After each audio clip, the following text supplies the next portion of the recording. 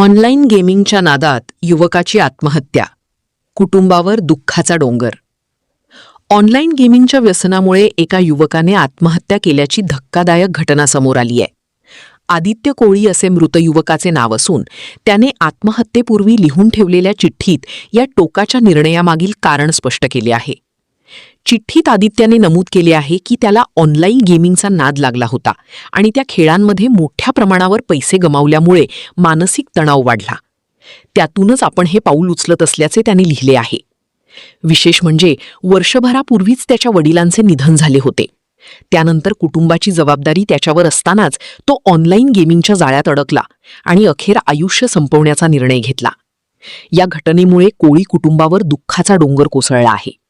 या प्रकरणी मृताचा चुलत भाऊ भालचंद्र संजय कोळी यांनी शहापूर पोलीस ठाण्यात माहिती दिली. माहिती मिळताच पोलिसांनी घटनास्थळी धाव घेऊन पंचनामा केला. पुढील तपास पोलीस हवालदार गायकवाड आणि पोलीस कॉन्स्टेबल पाटील करत आहेत. पोलिसांनी आकस्मिक मृत्यूची नोंद केली असून शवविच्छेदनानंतर मृतदेह नातेवाईकांच्या ताब्यात देण्यात आला. दरम्यान सध्या अनेक युवक ऑनलाईन गेमिंगच्या आहारी जात असल्याचे चित्र दिसून येत आहे. या घटनेमुळे पालकांमध्ये चिंता व्यक्त केली जात असून युवकांनी अशा खेळांपासून दूर राहावे असे आवाहन प्रशासनाकडून करण्यात येत आहे. सबस्क्राइब करा.